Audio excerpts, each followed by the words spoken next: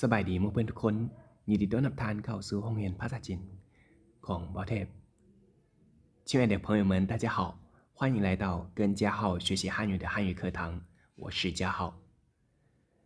ได้มาพบกันอีกแล้วเนาะกับการเรียนภาษาจีนซึ่งว่าในวิดีโอที่ผ่านไปนั้นเบาได้มาสอนเกี่ยวกับการทักทายสบายดีหรือภาษาจีนเอิ้นว่าตาเจ้าหูซึ่งว่าในวิดีโอนี้เนาะเบาจะมาสอนเกี่ยวกับการแนะนำตัวเองหรือว่า做介绍做介绍เนาะซึ่งว่าจะเป็นวิธีการนำใช้ภาษาจีนในชีวิตประจำวันที่สำคัญอย่างหนึ่งเนาะเพราะนอกเหนือจากที่เขาทักทายสบายดีกับผู้อื่นแล้วการแนะนำตัวเองก็เป็นการคบค้าสังคมอย่างหนึ่งเนาะในสังคมเพื่อให้ผู้อื่นเข้าใจเขาหลายขึ้นและเขาก็จะได้เข้าใจผู้อื่นหลายขึ้นเช่นเดียวกันฉะนั้นพอเรามาเบิ่งนำกันเลยดีกว่าว่าการแนะนำตัวเองในภาษาจีนนั้นมันเป็นจังไดเนาะ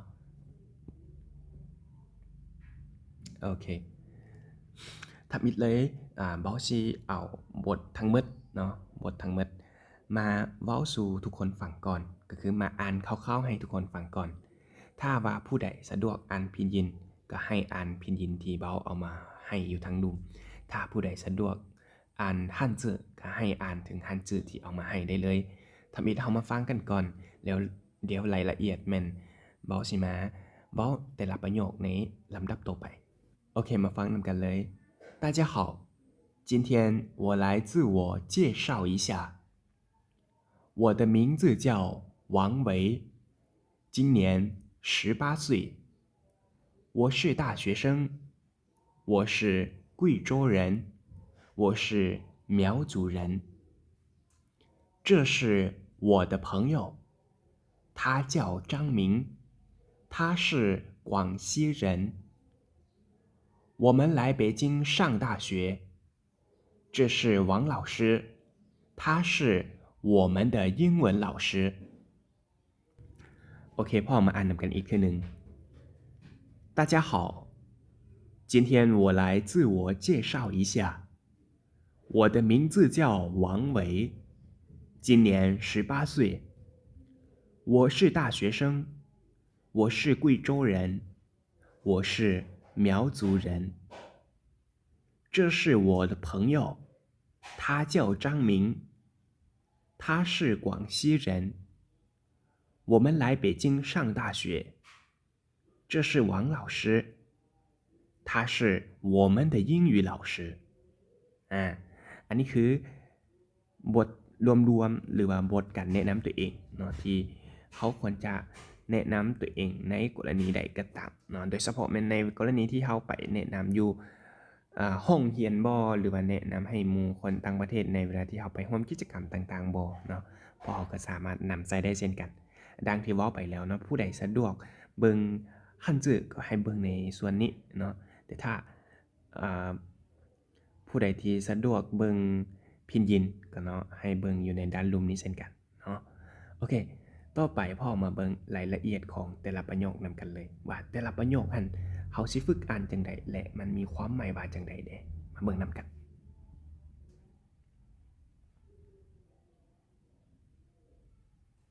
โอเคประโยคที่1เนาะ大家好今天我来自我介绍一下แปลว่าสบายดีทุกคนมื้อนี้ค่อยสิมาแนะนำตัวเองเนาะ大家好เป็นการทักทายสบายดีแบบทางการเนาะบ่ว่าเจ้าจะอยู่ในห้องเรียนจะอยู่ในพิธีการอีหยังก็แต่คำว่า大家好จะมีระดับสูงกว่าคำว่านี้เขาเพราะว่านี้เขาจะเป็นการทักทายในกับบุคคลใดหนึ่งเท่านั้นแต่ว่า大家好เขาจะใช้กับในกรณีว่ามีผู้คนหลายๆคนมาฟังในการสิ่งที่เขาเว้าหรือว่าเขาขึ้นไปเว้าในโต๊ะหน้ามวลชนต่างๆเนาะ今天我来自我介绍一下今天แปลว่ามื้อนี้我来自我介绍ค่อยมาแนะนำตัวเองค่อยมาแนะนำตัวเองอี下มันน้อยนึงเนาะแต่ว่าบางเทื่อในภาษาเราเขาบ่แปลก็ได้เช่นกันเนาะมาอ่านนำกันอีกทีนึง大家好今天我来自我介绍一下สบายดีทุกคนมื้อนี้ค่อยสิมาแนะนำตัวเองบอกอีกเทื่อนึง大家好今天我来自我介绍一下大家好今天我来自我介绍一下สบายดีทุกคนมื้อนี้ข่อยสิมาแนะนำตัวเอง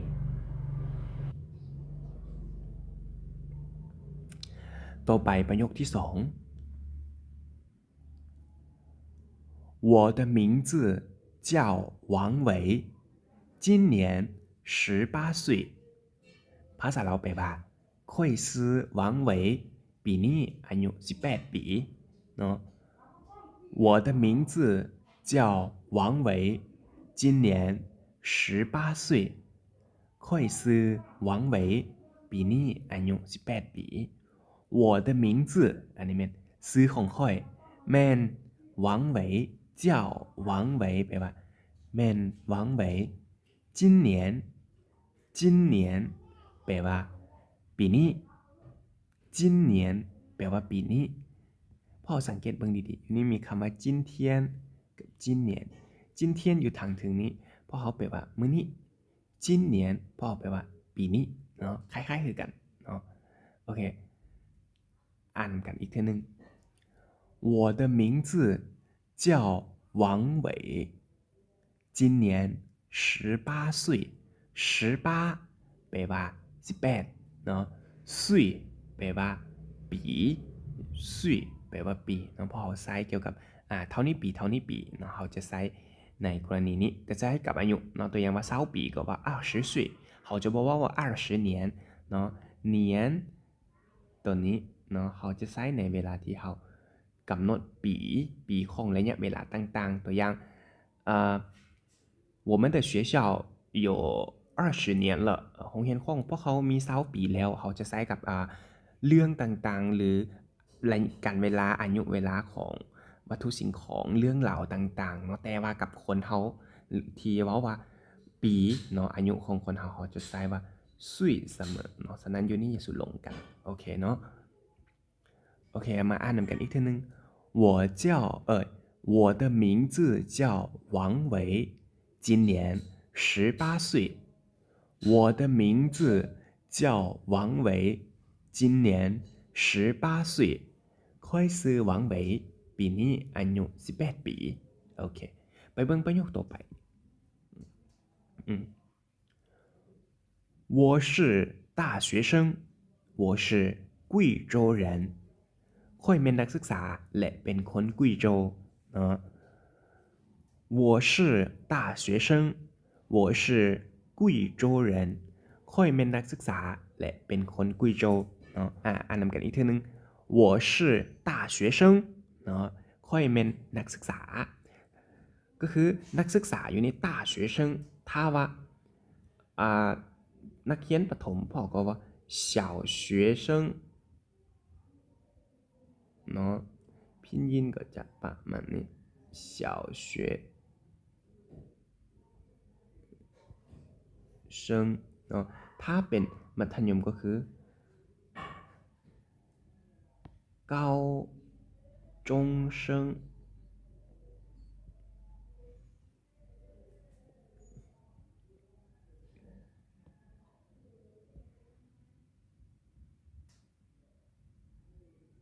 เนาะ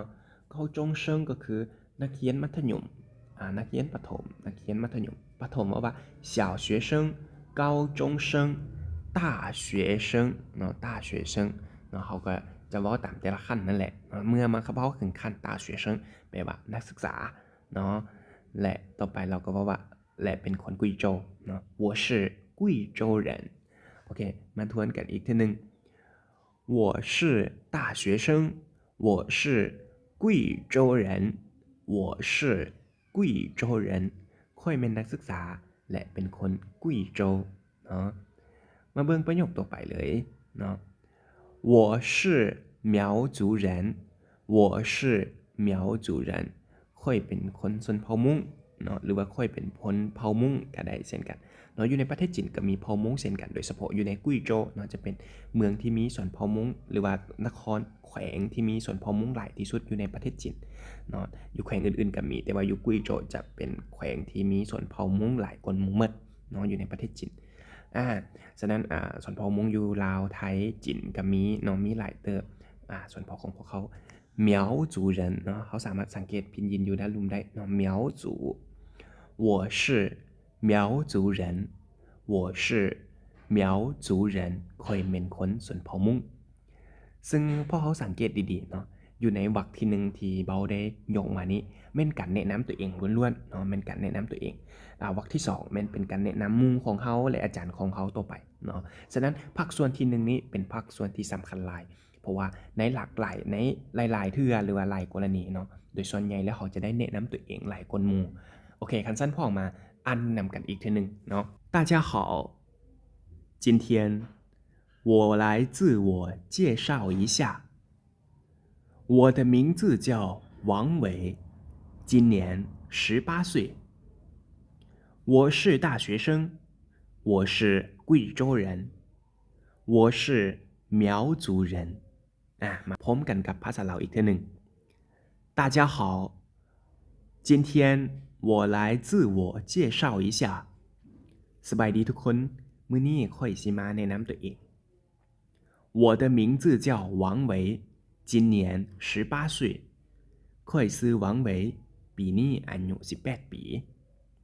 我是大学生我是贵州人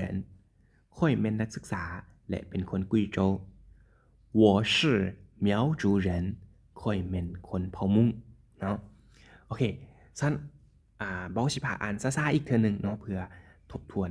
การเรียนของพวกเขาอีกเนาะโอเคมาอ่านนำกันเลย大家好今天我来自我介绍一下我的名字叫王维